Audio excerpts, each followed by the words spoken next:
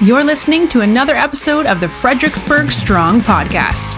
This is a local forum to inform and entertain our community, discuss local news, promote small businesses, and celebrate our hometown heroes with a little dose of humor to keep you entertained. Our mission is simple: to keep Fredericksburg strong. Today's podcast is powered by Pohanka Nissan and Pohanka Hyundai of Fredericksburg. And now, here's your host, Tim Pohanka.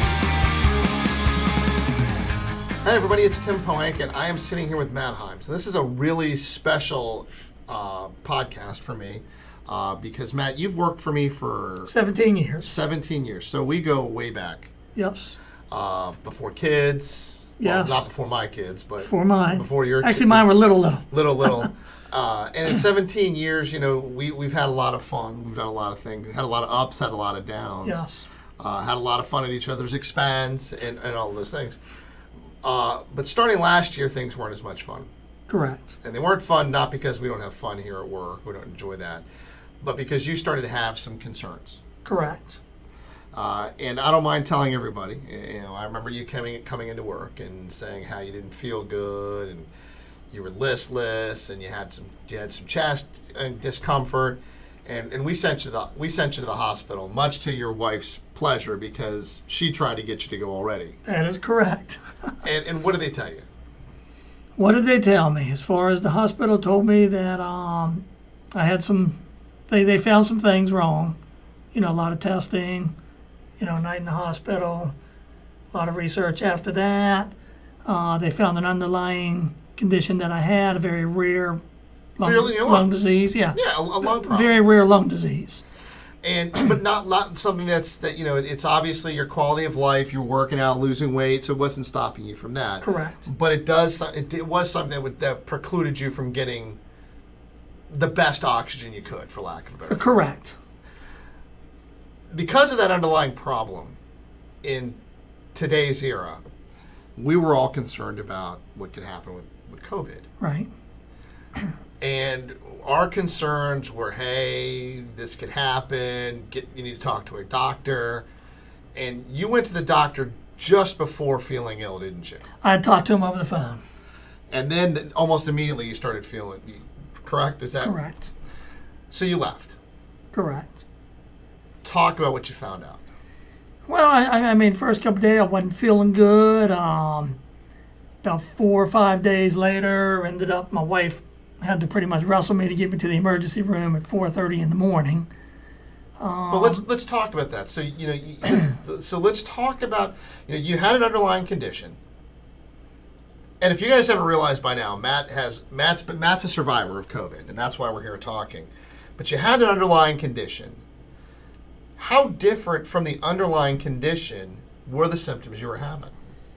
Some of them were similar, but I did have a fever. Okay. Fever was going high, and it was also going low, which I found out from some of the nurses. Sometimes that's just as bad. Okay. As being elevated.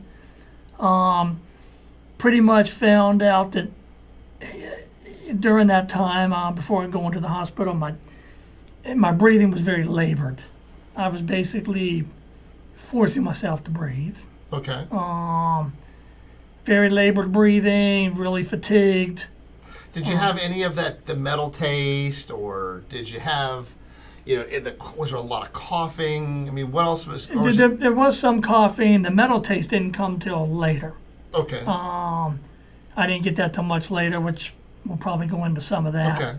Based on what I'm hearing now, so. Sorry. So all of these symptoms is what led Shelley to tell you it's time to go to the doctor. Right, because we didn't know if it was one of my flare-ups from my underlying disease or COVID, and pretty much I had a doctor appointment set for that Wednesday morning, the morning I went to the ER, and I even told my wife, I said, it's 4:30 in the morning, I said, let's just wait till 9 o'clock till we talk to him. So what made you want to wait?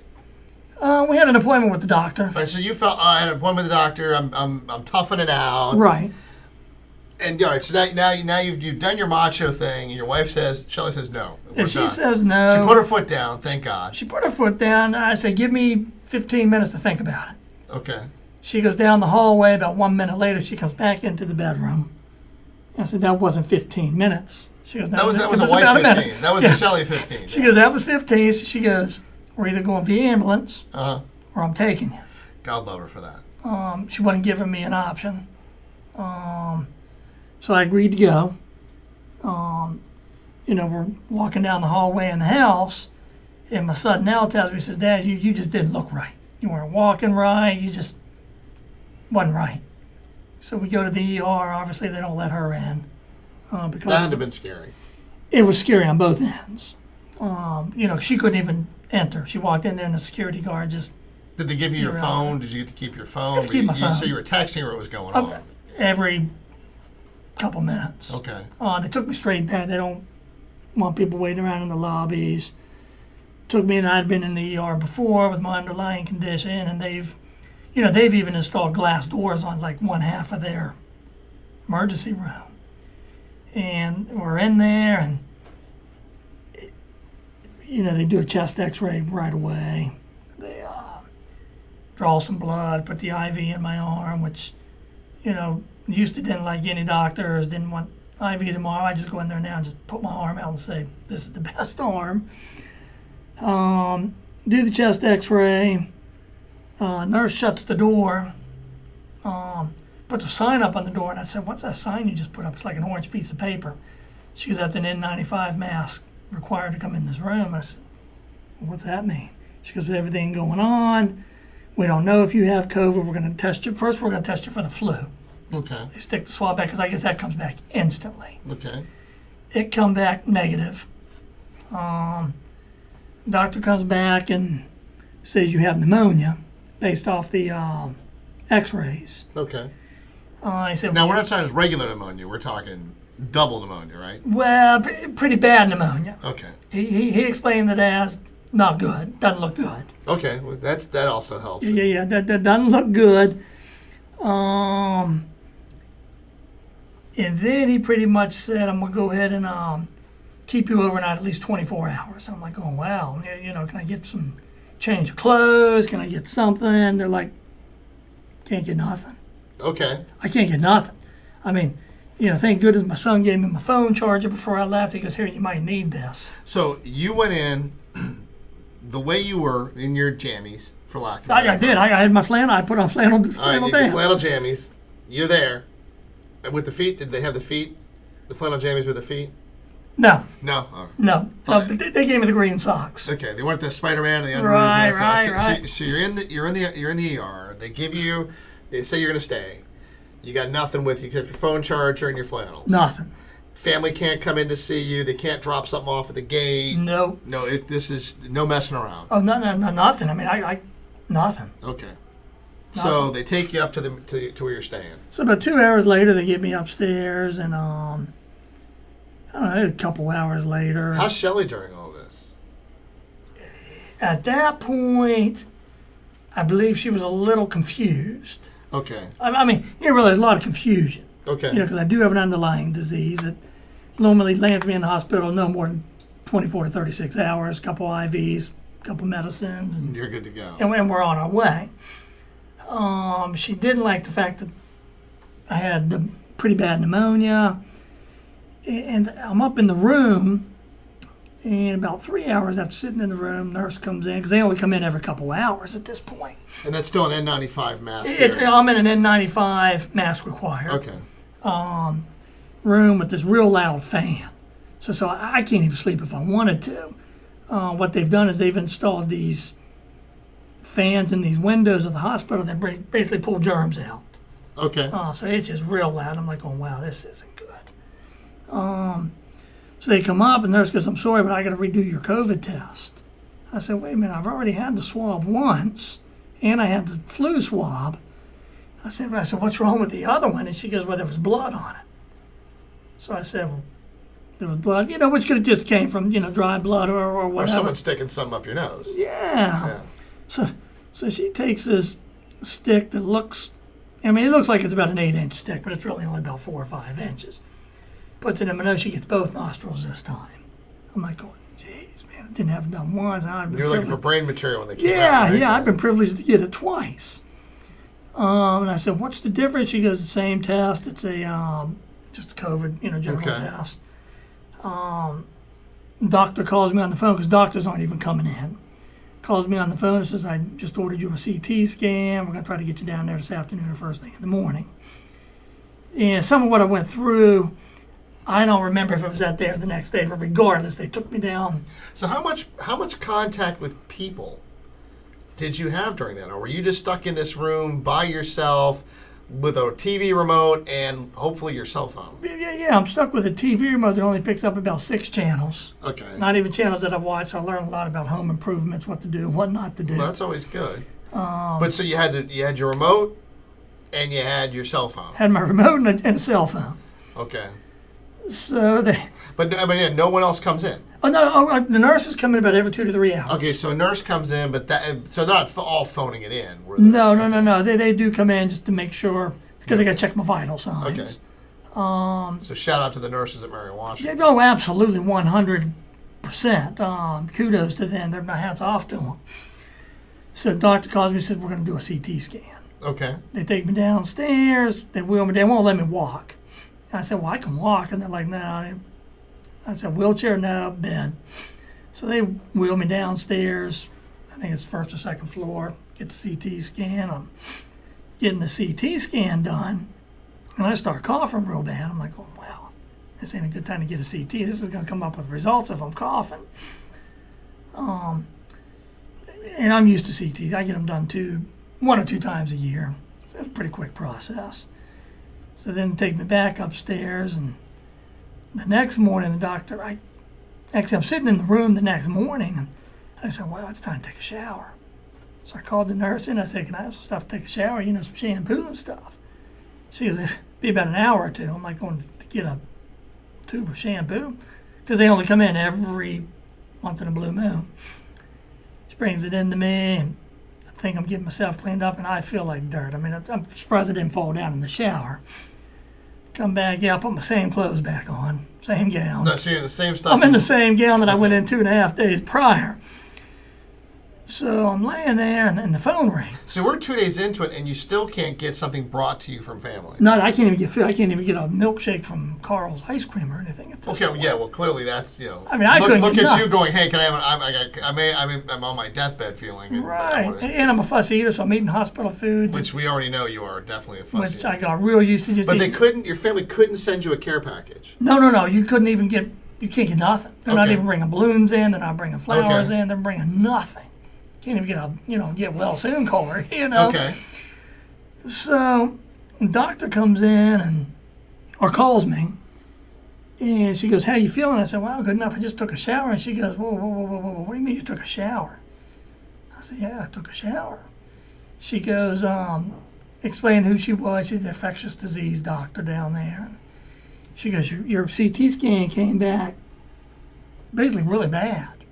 She goes, "You're filling up with what they call COVID-like symptoms." They still don't know if I have COVID, but they say your lungs are filling with those symptoms. Okay. So how did that feel? I mean, you're there, now you're into it 2 days, or 3 days. Actually, this is day 3. Yeah. Like I said, day 2, because I don't remember if they did the CT scan day 1 or day 2. So now, so talk about those feelings. I mean, is it a heaviness in your chest, or is it just hard to breathe?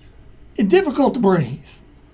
They're difficult to breathe. They have me hooked up to a couple liters of oxygen. Okay, so you're on it. You got the little nose clamp thing. Got the nose clamp, which the wife calls me. She can call me unlimited times, and I said I'm on a little bit of oxygen. She talks to the nurse, and the nurse goes, "No, we got him up to about 5 liters of oxygen, which is quite a bit." She goes, "Matt, that's not a little. That's a lot." So then I had to listen to her tell me, "Hey, Matt, just tell me the real deal.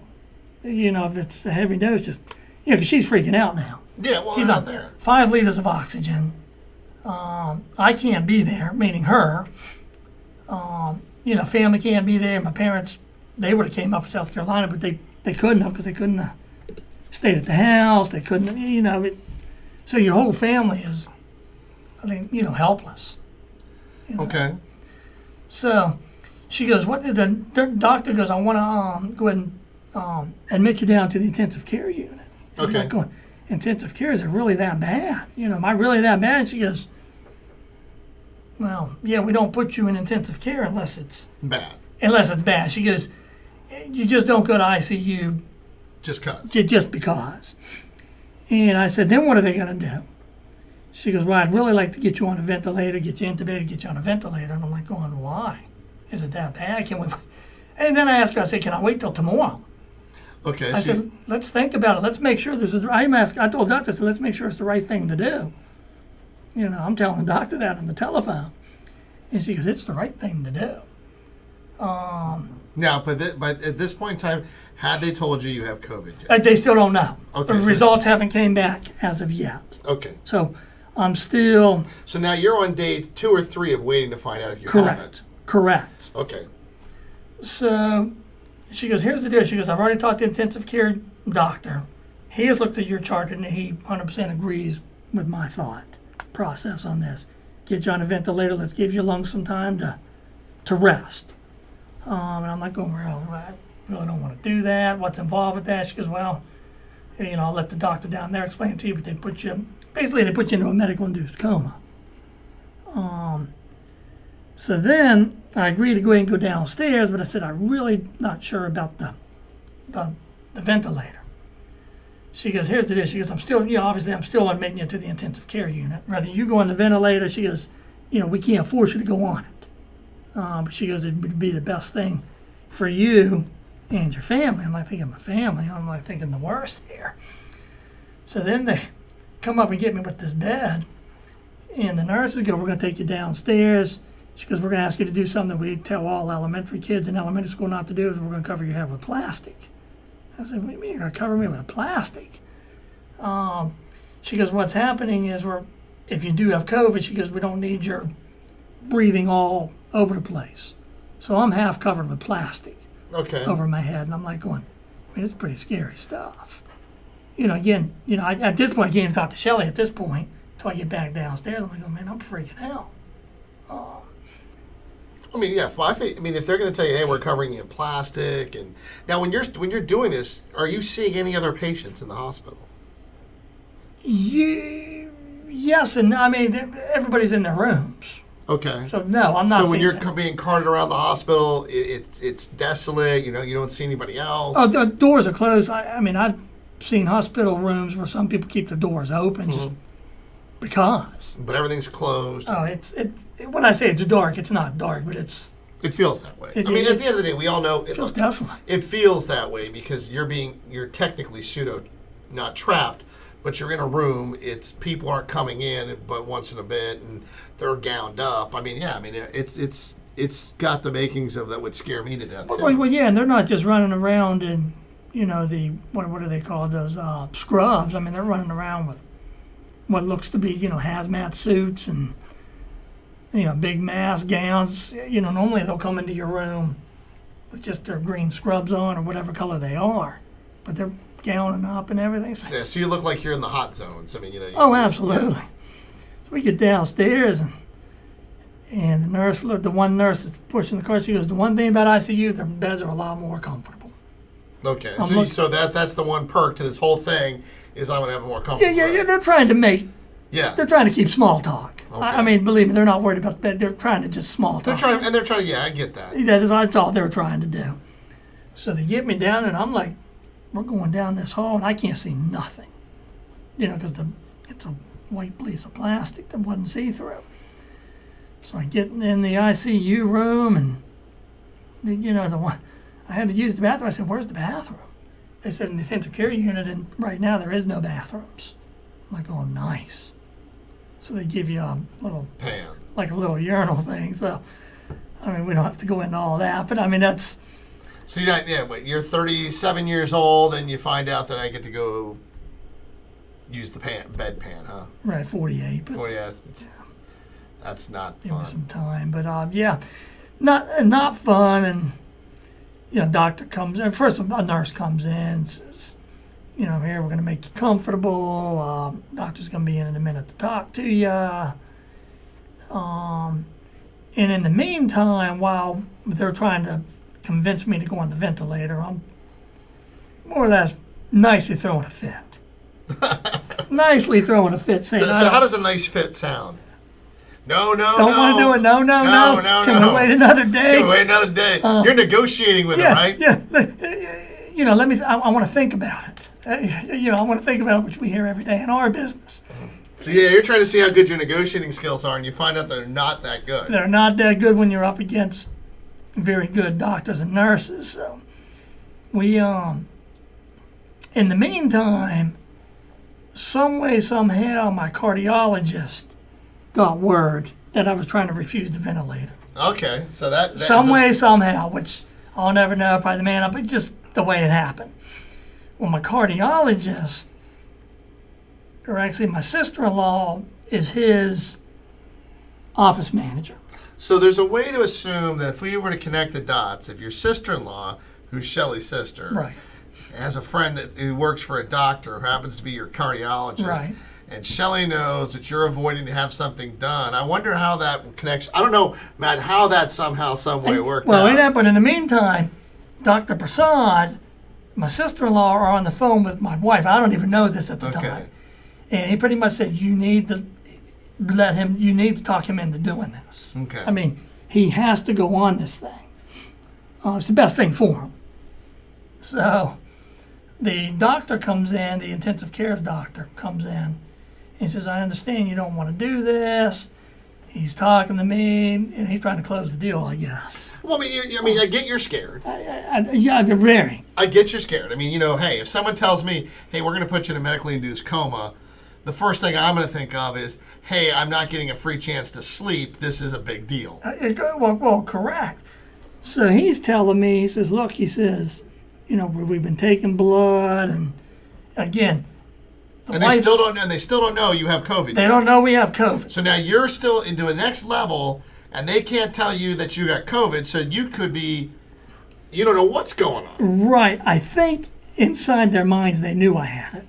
Okay. Because the intensive care doctor told me, he says, look, your lungs are filling up with COVID-like stuff that we are seeing across the board. So again, it's just, now you're still having trouble breathing. Yes. So when you say it, describe that for everyone. I mean, because for me, I don't know what that means. Does it feel like I'm outside in a really hot day and it's super humid and it's hard to breathe? Is it I'm only getting half a breath? I mean, talk about that. Just feel like you have to make yourself breathe. I wouldn't say it's like you're overheated. It just, you're having to force yourself to breathe. So you're forcing a deeper breath. Right. So you've got your normal shallow breath isn't enough to help you. You feel like you really have to dig. Yeah, you got to dig deep for the breaths. Now they had me hooked up to oxygen, which helps it out. Okay. So he's telling me, I got COVID-like symptoms. He calls the nurse in. He goes, go get a COVID test kit. I'm thinking, I've already had 2. He said, we're going to do a state test. He goes, we'll get the results back. Hopefully, 24 hours. Because the other ones, because when I went in right at the beginning of the big hit, so tests were taking a long time. If you had known then that you had COVID-19, would you have been more apt to go on a ventilator, or would you have been just as scared and been that concerned? I think I'd still have been a little concerned. So at this point in time, it's not just about the COVID that's had you scared. It's just the general thing of knowing if you're going to wake up or not. And not having family and not having people around. I get that. Yeah, no, exactly. And then the doctor finally says, look, we've talked to your wife already. Now I found out he's talked to my wife. It's the best thing. He said, call your wife. I'm going to leave the room. He comes back in, and I'm still like, I just don't know. And Shelley's on the cell phone, just please, with exclamation points, do it. Just please do it, please do it. I'm like going, wow, she really wants me to go on this ventilator. And doctor came back in, he goes, here's the deal. He says, your body needs oxygen. Your organs need oxygen. And he said, the bottom line here is your numbers that are supposed to be up are all dropping by the minute. Respiratory numbers, they're dropping. He said, they've dropped since I was in your room 5 minutes ago. He says, your numbers that are supposed to be low, I guess the way I understood it, are elevated. Okay, which makes sense. So, I mean, if you're supposed to have oxygen, a certain oxygen level, right. The opposite of that is, Yeah. So some numbers are supposed to be high, some are supposed to be low. And he goes, what's happening here is, he says, your kidneys, they're not shutting down. He didn't say that, but he said they're starting to show signs, based on the testing, of starting to shut down. He said, your kidney, he said, once those go, he said, then it just, everything else goes behind it, slowly. And he goes, then we're having a whole nother conversation with your wife. And he said, if I wait till later to do it, he basically looks at me, he's in there with a hazmat suit. I mean, he says, look at all this stuff we have to put on. He goes, if we got to do it in an emergency, he goes, we can't come in without everything on. He said, it takes 10 minutes to get dressed. You got to get prepared to do this. He goes, we're dressed now. He goes, all we got to do is prep you. And he goes, we're good. And once I found all that out, I said, all right, I'll do it. Okay. I'll do it, even though I'm scared to death. I don't remember. I'm probably shaking. I don't know. I wouldn't put it past you. And I said, well, let me call my wife, tell her what's going on. And then right before you do it, I'm going to call her back. And the doctor goes, this is your phone call. This is your only call. This is your only call. This is your one call. Because we're ready to, we're gowned up and we're ready to go. We're gowned up, ready to go. He tells the nurse, he goes, go ahead and get everything. He goes, I'll make the call to get everybody else. Next thing I know, I got 10, 12 people in this room. I'm like going, what in the world's all this about? And there's like 4 or 5 outside looking in. I'm like going, holy cow. Now I got a crowd of, which I guess it's medical staff. Everybody does something different during the, what do they call it, the intubation process. Yeah, I mean, there's a lot of, it's not just them with a hammer hitting you in the head going, oh, you're asleep. Yeah. And they're like, we're going to do this and that in a few seconds. He says, you'll be out. He goes, you're going to, basically you're going to start to feel a little drowsy, which I guess is the anesthesia, anesthesia stuff. I don't really, and doctor even told me, he goes, you're not going to remember any of this real conversation, which when I, later down the road, I realized I remember some, but not all of it. But, so they put me out, I'm out cold now. Can't get phone calls from the wife. Well, you're asleep now. Yeah, that's what I said. You're in a coma. I'm in a medical induced coma. Okay. So I can't even freak out at this point. Now it's, the wife's turn to freak out. So, you're in the medically induced coma. Right. Do you dream? I did have one weird dream. Okay. You don't have to go into your weird dream. Yeah. But, it gets a little. I'm sure we all know what weird can be. So you're. It was a good dream. It was a good dream, though. Well, good. At least it's good. I mean, it was a solid dream. The Redskins must have won a game. That must have been the solid dream there for you. We'll go with that. Yeah. We'll go with that. But so now you're in the coma. They still don't know you've got COVID. But now you're in the medically induced coma because you're on the ventilator. Your wife, on the other hand, finds out you have COVID. Yeah, I believe it was 2 days later they called it. They called her, again, hats off to the staff. She talked to the nurses twice a day based on what they do. She talked to them sometimes on her own phone call, but they would call her twice a day, and the doctor, the intensive care doctor, would call her every day and let them know everything going on. And obviously, once they found out I had COVID, they reached out probably instantly. Because then she had the, CDC calling her health department saying, hey, now you need to do this, and this on. And they called her. They called here and they asked us a lot of questions and we answered them and they told us that we should be fine here.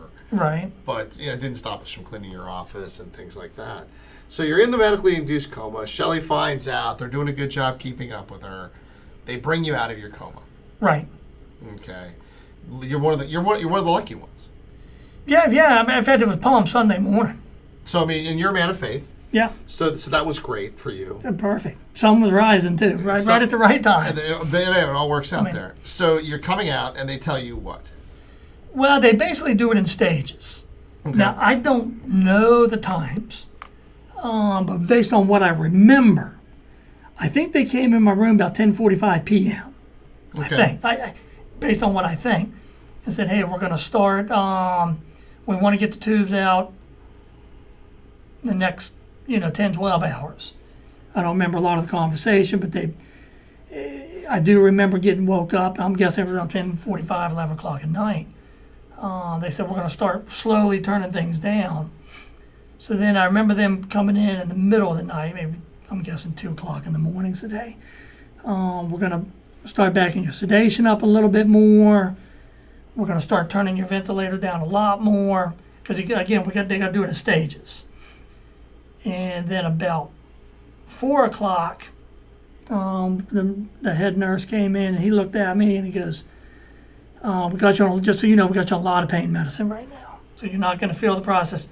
You're going to be asleep now. We're going to back to sedation almost all. Now you're on your own. We've got enough sedation to keep you basically from choking and all that. Mm-hmm. And they come back in, and I guess they came in before, which I don't remember that one, but they came back in right before they took it out and said, you've been breathing on your own for about an hour. Okay. They said, we're going to back sedation completely off. Ventilators turned off. Tubes are still in. They said, if you can breathe now, respiratory levels will slowly come up natural, get the tube out. And they came in, it was right as the sun was coming up, and it was a process. Now, so they take you out. They take you off everything. Right. How are you feeling? I'm on so much pain medicine, I'm not feeling anything. You're not feeling anything? I'm not even mentally feeling anything at this point. So you're in the hospital how many more days after you were taken off the ventilator? 4 or 5. Okay. During that time period, what are they telling you what your life is going to be like post COVID-19? And basically, they're telling me. Well, let's back up. When did they tell you? When you got out that, hey, you had it? I don't remember exactly. Again, a lot of pain medicines. I think it was later that morning. Okay. In fact, I do know it was later that morning because I had asked for some, and I have no voice at this point. Because what I found out about 2 weeks later from a pulmonologist, that they go straight through your vocal cords, okay. Which is why I had no voice. And I had some way, somehow, the nurse at least understood that I wanted some water, and they're like, They said, what happens with this COVID is it messes with your GI system.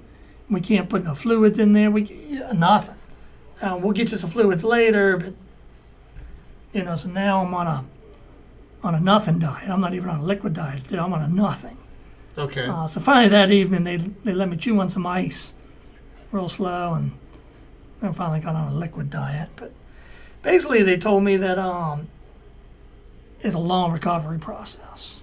So when they say it's a long recovery process, is it because your lungs have been so damaged from the COVID virus? Basically they don't know how much damage as of yet, but yes, just the breathing. You got to get your breathing back.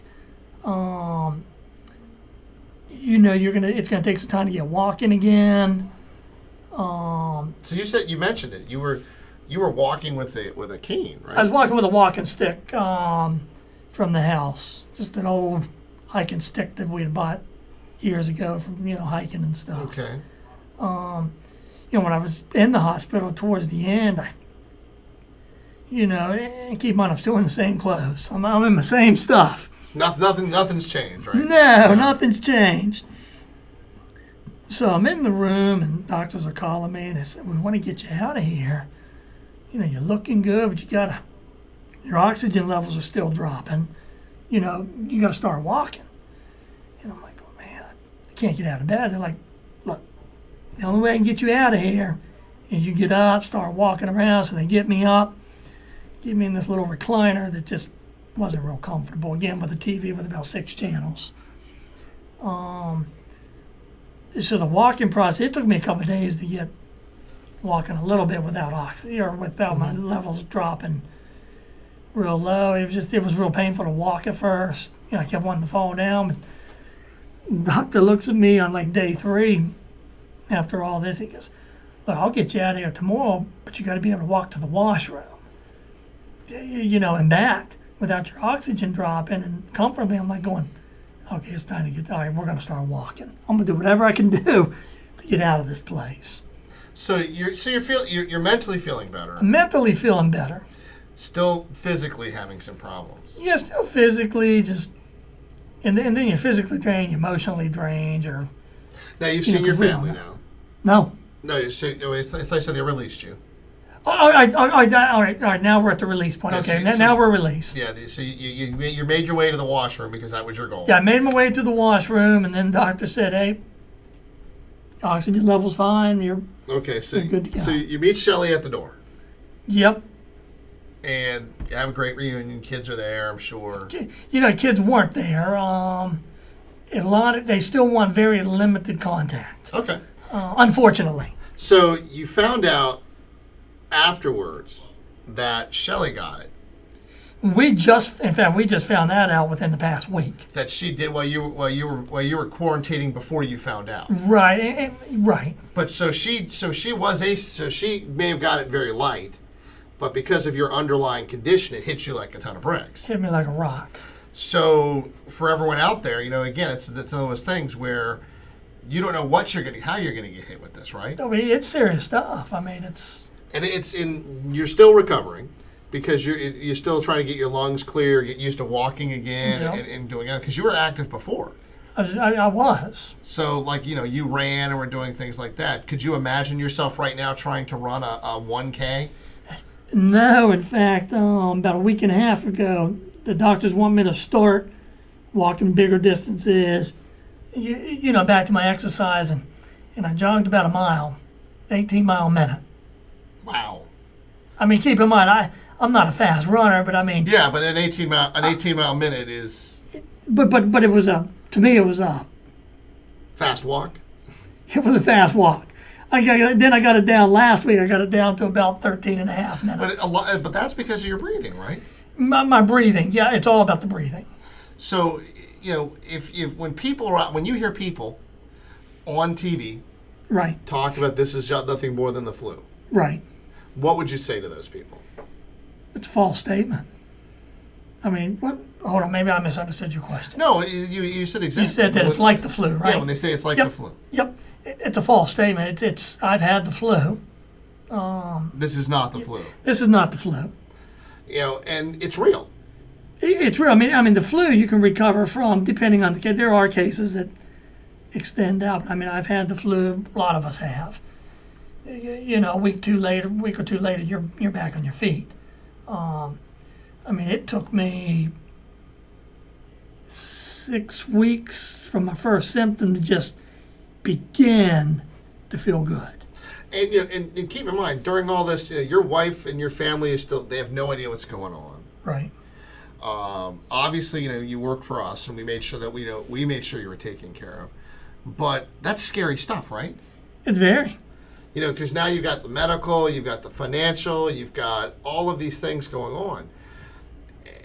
And I guess that's the point. I mean, when I hear people talk about it, it became real for us when you got sick. Right. Before it was just I don't know, it's something maybe New Yorkers got. Right. But then you got it, and then oh my God, it's a reality. What advice would you give people about COVID at this point in time? Keep your distance.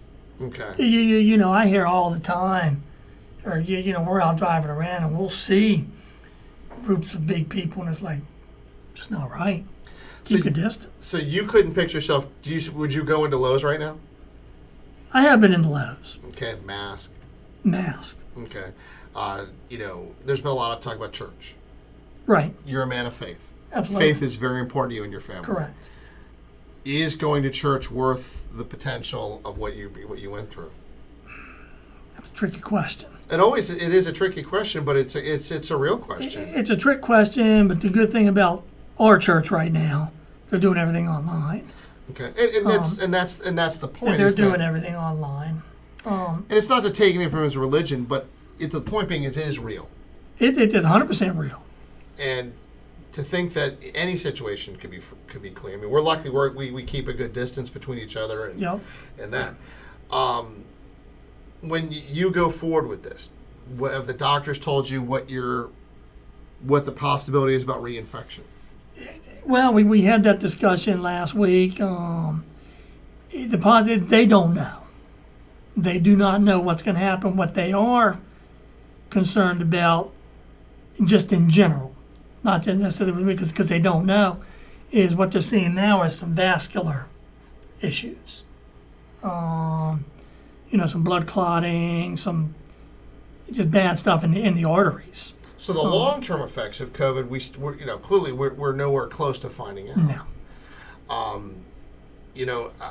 I will tell you, from our standpoint, Matt, it was a shock, and we're grateful that you're back. And I know I speak not just for me, but I speak for the entire group. So we're grateful that you're back. If you were to leave anyone with some other thoughts other than that, if they're scared about that, talk about the hospital. Did Mayor Washington? They were nationally they got recognized by CNN for their preparation for it. Nurses were great. It sounds like. Yeah, I wasn't even aware of that, but I'll tell you what, they were. And I don't work in the medical field, so I really don't know what they should be to be prepared. But from what I saw, they were 100% prepared. Well, 100%. And clearly, the fact that you got great care and you're out, and it sounds like they did a good job leading you through what you needed to have done. Constant communication through me. Surprisingly, they communicated with my wife just as much. Every time they did something to me, she knew about it without me even calling her. So they're doing a good job of keeping family informed too. Excellent. And hopefully no one ever has the experience that you have. But Correct. At least we've got quality health. We do have quality health. Oh, we do, and people can say, surveys are out there say, hey, this hospital's not this, and this, and I've never had an issue out of them. Well, thank you for sharing all this stuff with us. Is there anything else that you wanted to share? Not really. I'm just glad to be back. And we're glad to have you back. Yeah, that's it. Folks, I hope that gives you a little bit of sense of what it's like. I thank Matt for being willing to share his experience with us. Yeah. Clearly, it's scary, but there is hope on the other end of it, right? Yes. There's tons of hope after it. Well, thank you, Matt. Not a problem.